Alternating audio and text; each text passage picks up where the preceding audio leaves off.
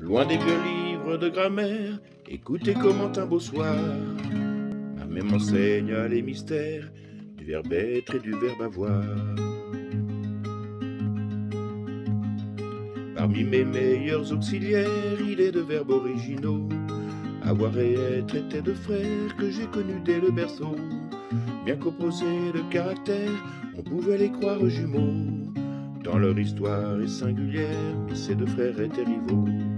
Ce qu'avoir aurait voulu être voulait toujours l'avoir. À ne vouloir ni Dieu ni maître, le verbe être s'est fait avoir.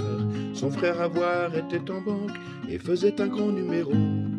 Alors qu'être toujours en manque souffrait beaucoup dans son ego. Alors qu'être toujours en manque souffrait beaucoup dans son ego.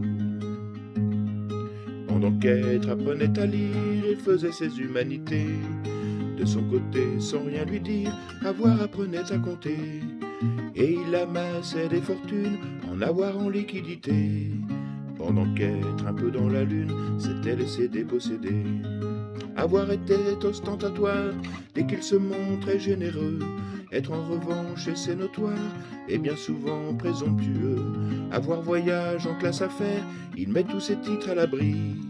Alors qu'être est plus débonnaire, il ne gardera rien pour lui. Alors qu'être est plus débonnaire, il ne gardera rien pour lui. Sa richesse est tout intérieure, ce sont les choses de l'esprit. Le verbe être est tout en pudeur, et sa noblesse est à ce prix. Un jour à force de chimères, pour parvenir à un accord, entre verbes ça peut se faire, ils conjuguèrent leurs efforts. Et pour ne pas perdre la face, au milieu des mots rassemblés, ils se sont répartis les tâches pour enfin se réconcilier. Le verbe avoir a besoin d'être, parce qu'être c'est exister. Le verbe être a besoin d'avoir pour enrichir ses bons côtés. Et de palabres interminables en arguties alambiquées, mots de frères inséparables ont pu être et avoir été.